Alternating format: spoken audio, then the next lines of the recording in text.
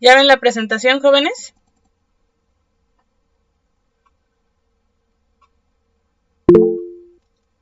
Sí, ya se ve. Gracias. Bien, pues estábamos viendo un poco de metabolismo, ¿no? Veíamos primero que tenemos nuestros compuestos orgánicos. Recordemos otra vez por enésima vez que son compuestos de carbono unidos por enlaces covalentes, ¿no? Y estos compuestos,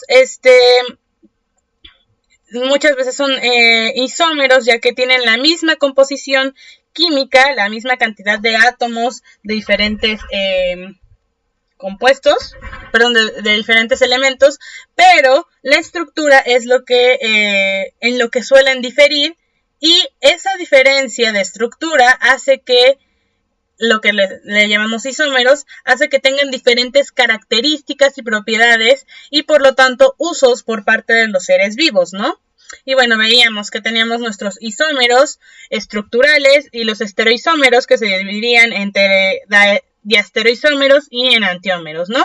Dependiendo de si es posición en la estructura, bueno, si la diferencia es en la posición de los elementos o si es ya si son cis o trans, o si ya en manera 3D es diferente, ¿no? La estructura. Y en el caso de los enantiómetros tenemos que son como isómeros espejo, ¿no? Como si fueran un espejo. Bien, antes de seguir, en la clase pasada y antepasada, bueno, antepasada, no, sí, fue la antepasada, había hecho una pregunta acerca de la composición química del isómero cis-trans, no me la pudieron contestar, entonces lo vamos a hacer juntos, ¿no? Primero, ¿cuántos carbonos? A ver, un segundito, un momento.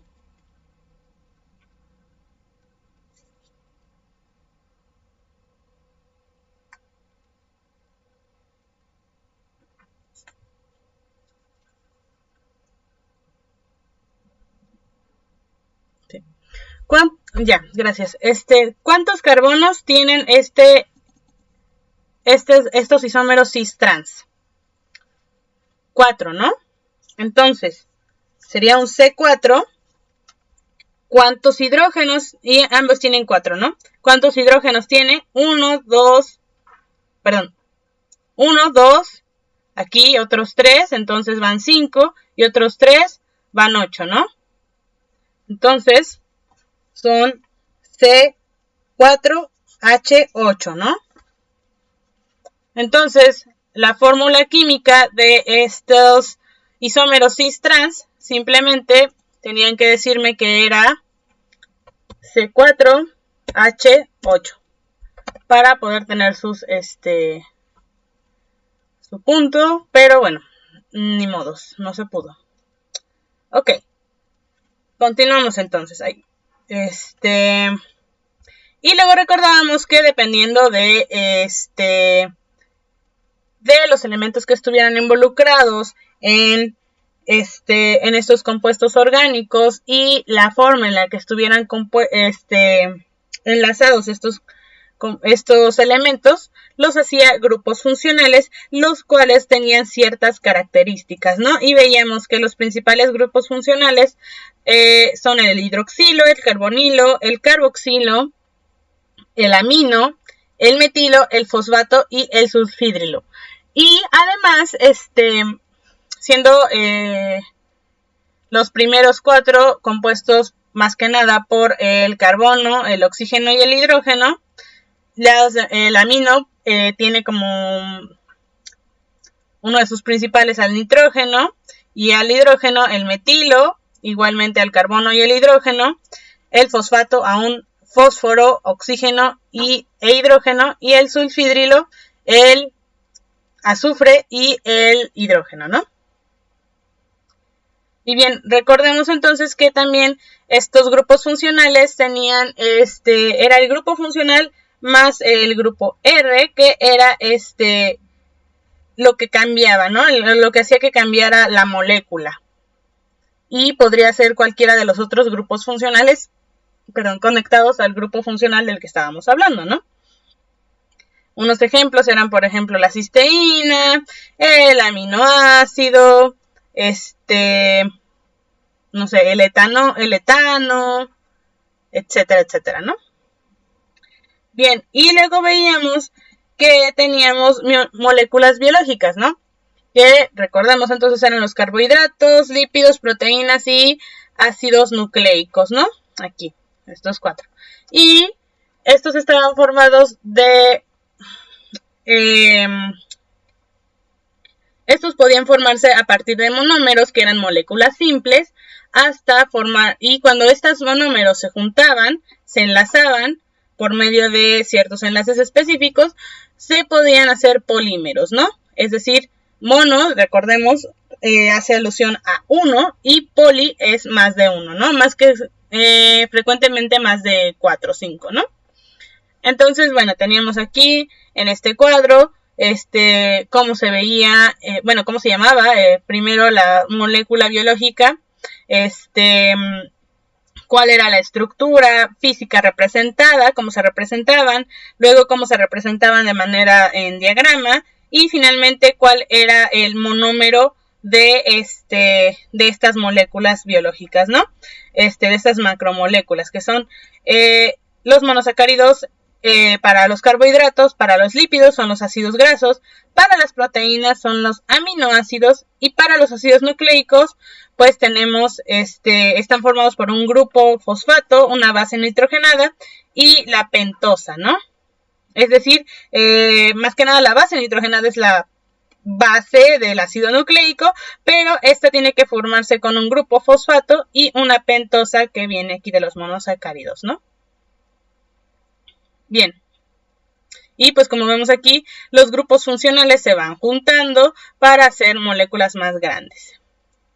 Y pues bueno, veíamos algunas características de los carbohidratos, que pues como veíamos su monómero se le llamaba monosacáridos, que más que nada son azúcares, cuando como por ejemplo, y bueno, suelen ser, muchas veces son cíclicos, sus monosacáridos están en forma cíclica y pueden tener, están en forma de hexosas, es decir, de hexágono, y se les llama, hexosas, o en forma de pentágonos, donde se les llama pentosas, ¿no?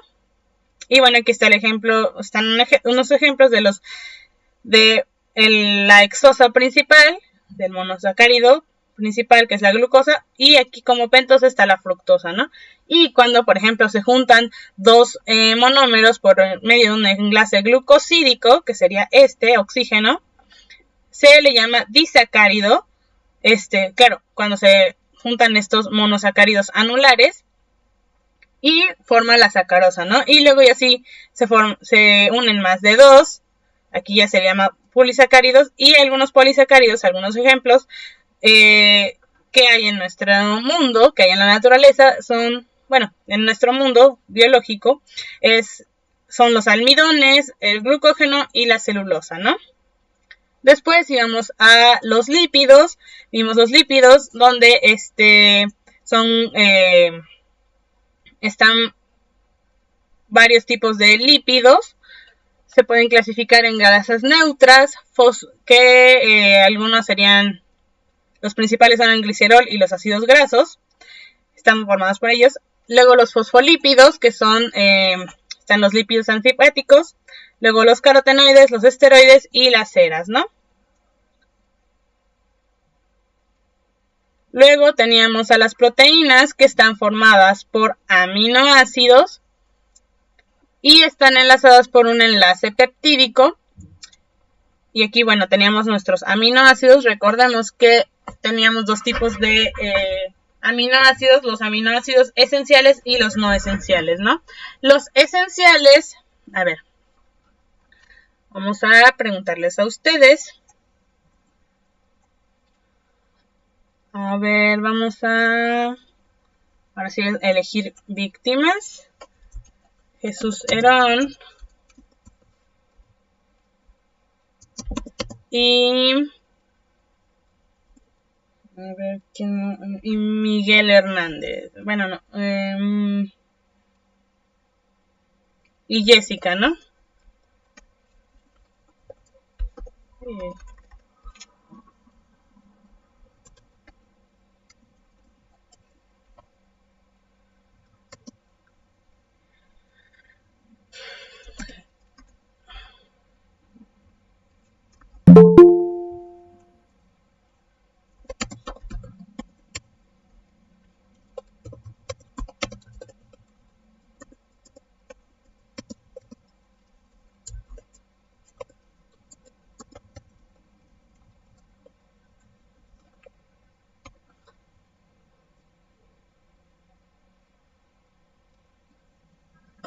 A ver, Jesús Herón y Jessica Pura, por favor, denme el concepto de aminoácidos esenciales. Mientras que Miguel Hernández. Ay,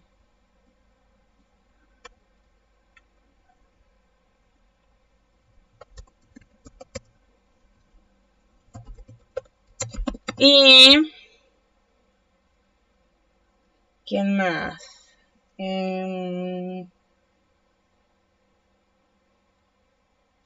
Nancy Rivera.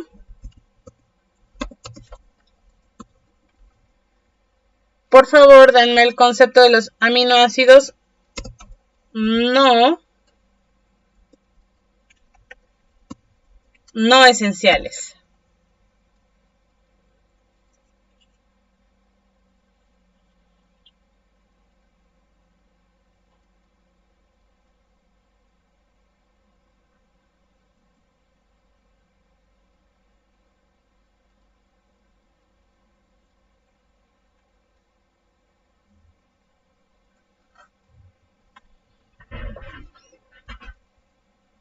Bueno, en lo que continúan sus compañeros, entonces tenemos aquí a los aminoácidos, y cuando estos se juntan por medio de un enlace peptídico, se pueden juntar se pueden estructurar de forma primaria, secundaria, terciaria y cuaternaria, ¿no? Bien, y veíamos, ¿no? Que cuando es primaria, casi siempre son aminoácidos residuales y están formados de forma lineal, ¿no? Es decir, solo hay enlace de aminoácido con aminoácido. Después, enlace en la estructura secundaria de los aminoácidos, bueno, de las proteínas, se hace ya una estructura de hélice, como por ejemplo en el ADN,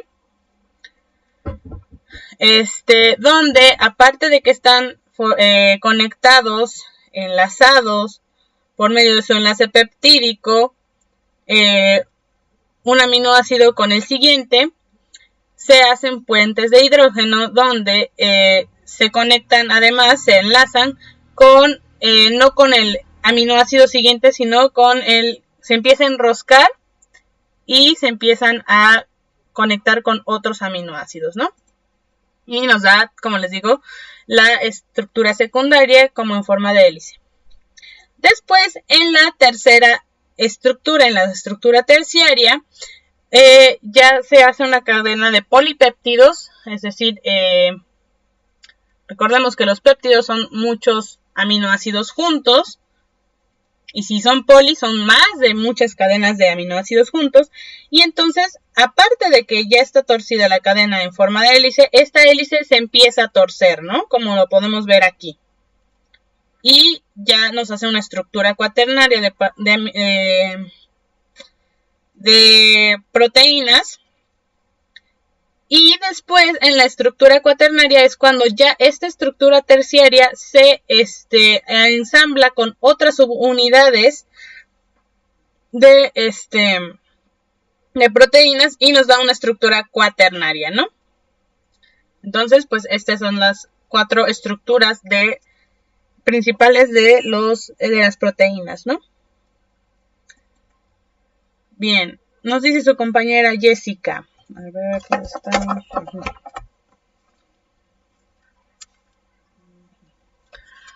Dice, son aquellos los aminoácidos esenciales que el organismo no puede sintetizar por sí mismo. Así es.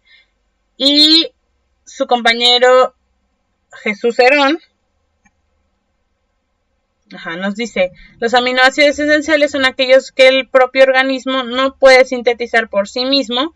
Esto implica que la única fuente de estos aminoácidos en esos organismos es la ingesta directa a través de la dieta. Así es. Un segundito. Le puse un punto aquí en no había. Adelante, Jesús Herón, dígame. O escríbelo como... Profa, disculpe, dice la compañera Nancy que no la escucha y que su internet está lento para que, ¿cómo se llama? Para mandarle lo que le toca a ella de lo que le preguntó. Ok. Bien. Gracias.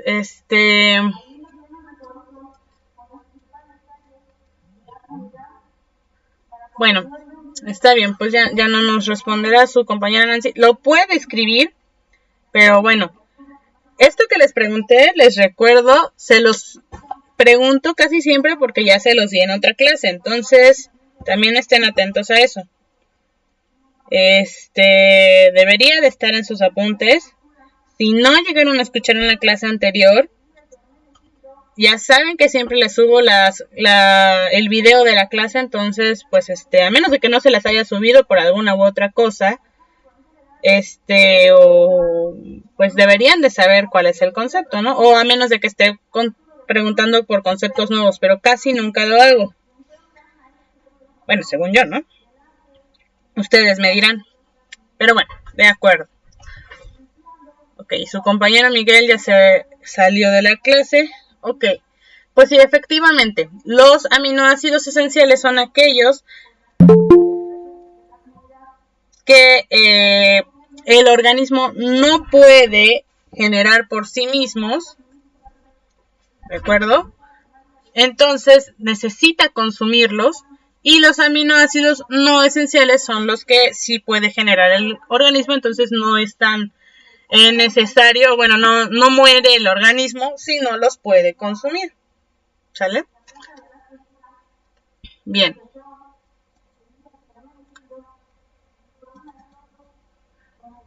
Y después íbamos con los ácidos nucleicos, ¿no?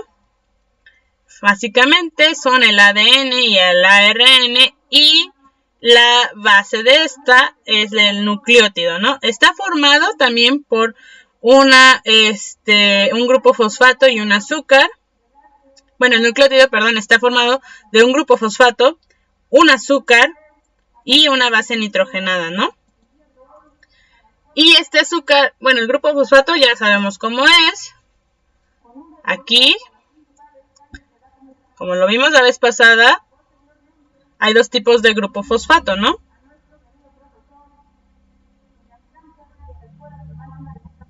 Que es ionizado y no ionizado, ¿no? No ionizado y ionizado. Como podemos ver en la estructura pasada, de abajo, es ionizada el grupo fosfato. Le faltan aquí los hidrógenos. Entonces está conectado con el azúcar.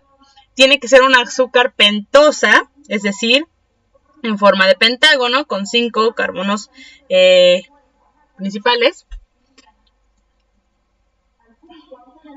Y esta puede ser desoxirribosa o ribosa, ¿no? Eso tiene que ver con el oxígeno que está en este carbono. Si está, es desoxirribosa y es el azúcar del ADN. Y si tiene el oxígeno, es una azúcar ribosa, y entonces se trata de un ARN. El que esté o no esté el oxígeno ahí nos genera una estructura completamente, bueno, no completamente, pero sí funcional bastante diferente, ¿no? Porque, como sabemos, el ADN está formado en forma de hélice, gracias en gran parte a que no tiene ese oxígeno, ¿sí? Así que este es un azúcar desoxirribosa. En cambio, pues como tiene el oxígeno, no le permite hacer esa formación de hélice. Y luego tenemos la base nitrogenada. Como vemos aquí, pues está bastante nitrogenada, tiene mucho nitrógeno. Y tenemos 5 tipos de bases nitrogenadas. La cisteína, la guanina y la adenina se encuentran tanto en el ADN como en el ARN. Y la timina se encuentra únicamente en el ADN y el uracilo únicamente en el ARN, ¿sale?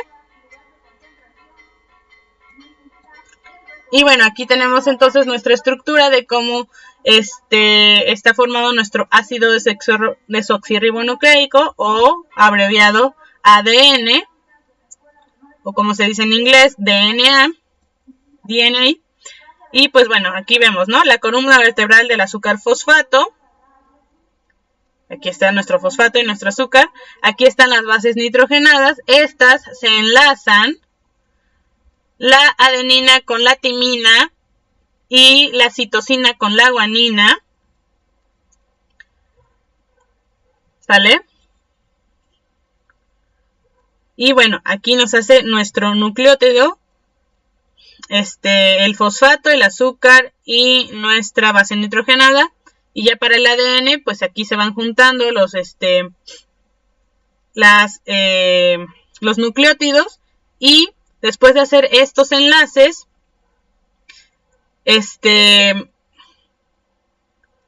por medio de los se van haciendo las hélices, ¿no?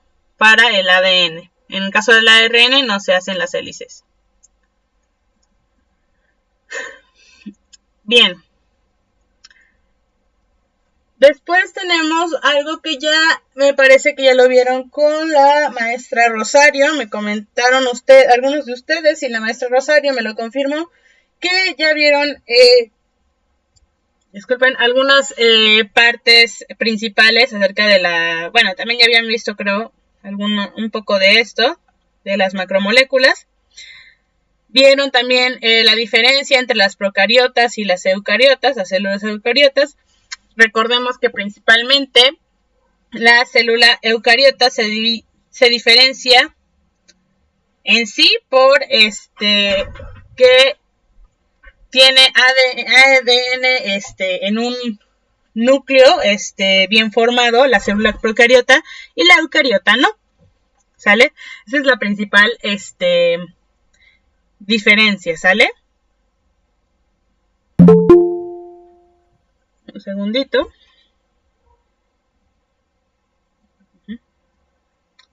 Tenemos esa principal diferencia.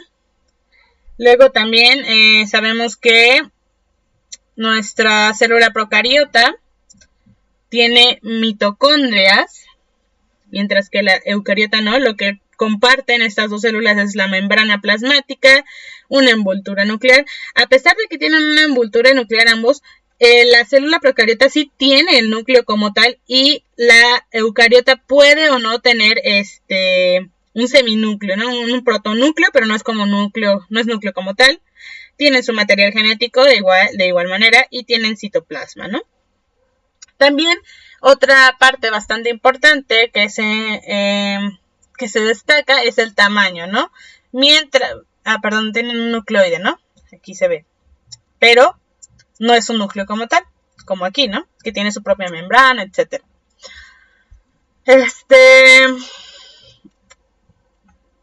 Así que les decía, ¿no? Que una de las características bastante visibles, tangibles en esta parte, entre estos dos tipos de células, es que las células procariotas son mucho más grandes que las células eucariotas. De hecho, hay una teoría que nos dice que posiblemente, no se sabe, no está comprobado, no se ha podido comprobar, pero que posiblemente algunas células grandes hicieron simbiosis o absorbieron a otras células más pequeñas, lo que generó que que tuvieran más oportunidad de sobrevivir evolutivamente y de reproducirse luego de sobrevivir,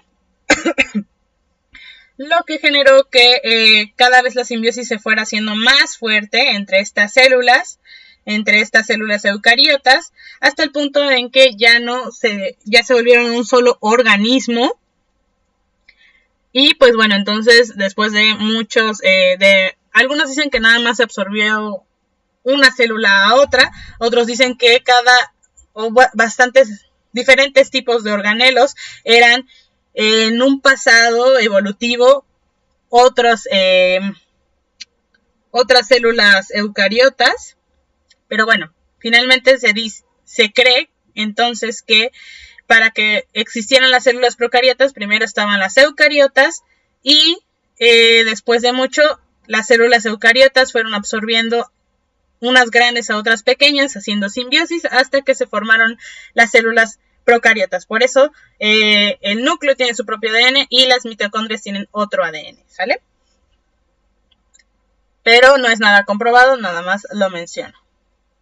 Luego también creo que ya vieron con la maestra Rosario, las células, entre las células eucariotas tenemos una división, ¿no? Entre la célula eucariota animal y la vegetal. Donde, pues bueno, ¿no? Tenemos en común con las células de las plantas, células vegetales, el nucleolo, el núcleo, el retículo endoplasmático rugoso, el liso, el citoesqueleto, membranas plasmáticas, lisosomas, complejo de Golgi, mitocondrias, citoplasma, peroxisoma y ribosomas. Pero en lo que se distinguen estos son en que la célula vegetal tiene una gran vacuola central, mientras que la célula animal tiene varias vacuolas, pero son pequeñas, mucho más pequeñas. Luego, la célula animal tiene centriolos, mientras que la célula vegetal tiene cloroplastos, lo que les ayuda a hacer el proceso de fotosíntesis, absorber la iluminación, y además le da color. Y además la célula vegetal tiene una pared celular, ¿no? Aparte de la membrana plasmática, tiene una pared celular, lo que le da más rigidez. Y bueno, aquí también tenemos ya entonces otra imagen ya más grande, con un poquito más de definición, donde tenemos una célula eucariota animal.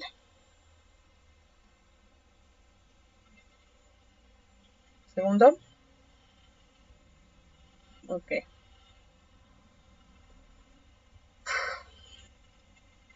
Donde tenemos a nuestro núcleo, y este está conformado por la envoltura nuclear, como les decía, con diferencia con las células procariotas no tienen su envoltura nuclear como tal. Sí pueden tener algo parecido, pero no como tal, no tienen una división directa. Tiene poros nucleares, nucleoplasma y su propio nucleolo, ¿no? Mientras que la procariota no tiene su nucleolo, tiene su membrana celular, sus ribosomas, superoxisomas, algunas tienen cilios, otras no. Tiene el citoplasma, donde se encuentra pues todos los organelos, las vesículas excretoras, aparato de Golgi, centrosomas, centriolos, el retículo endoplasmático liso, también el rugoso, mitocondrias y lisosomas, ¿no? Y bueno, rápidamente aquí tenemos, ¿no? Algunas de las descripciones principales de estas estructuras celulares de la célula eucariota animal. Y bueno, para el núcleo celular tenemos, como les mencionaba, el núcleo, el nucleolo y los cromosomas, ¿no? Para el núcleo sabemos que es una estructura grande rodeada por una membrana doble, contiene nucleolos y cromosomas. A ver, vamos a hacer una actividad.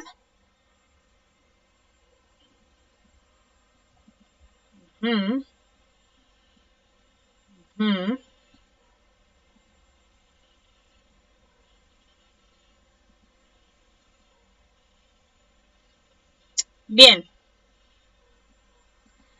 Voy a ir poniendo nombres y ustedes me van a decir, voy a decir, no sé, Jesús o Jessica o Karina o Mayra. Díganme qué número aquí en la célula corresponde al nucleolo, o al núcleo, o al cromosoma, o al lisosoma, etcétera, ¿no? Y ustedes me van diciendo. También dependiendo de la descripción. Ok, a ver. Pues bueno, el núcleo y el nucleolo no, ¿verdad? Porque esto es bastante sencillo. Vemos, esta es la estructura grande rodeada por una membrana doble. Contiene nucleolos y cromosomas. Este es nuestro núcleo, número 2. Y pues bueno, su función es la información contenida en el ADN se transcribe en la síntesis del ARN, ¿no? Y especifica proteínas celulares.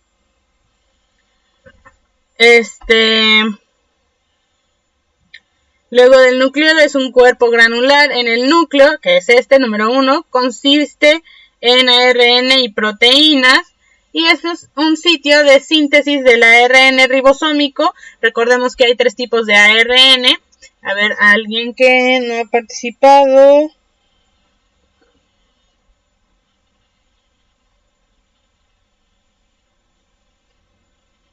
A ver. Ya no sé su compañera Nancy.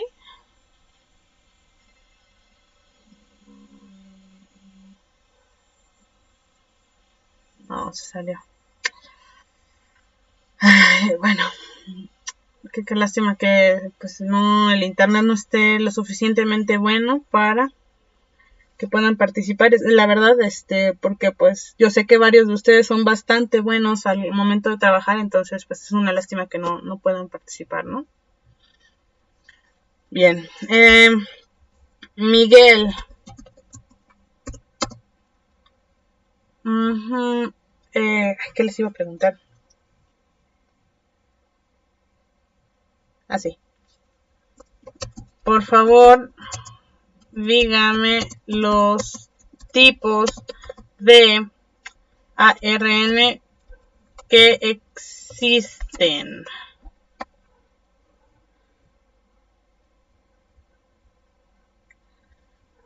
Ok. Lo que responden el resto de sus compañeros. Continuamos, ¿no? Tenemos aquí el cromosoma.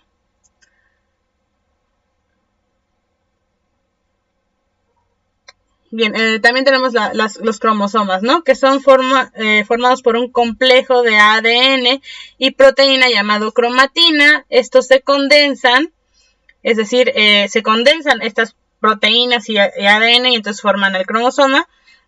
Y estos se condensan durante la división celular cuando son visibles en la forma de estructuras cilíndricas, ¿sale? A ver. Déjenme ver, creo que tenía ya una imagen de cómo se ve.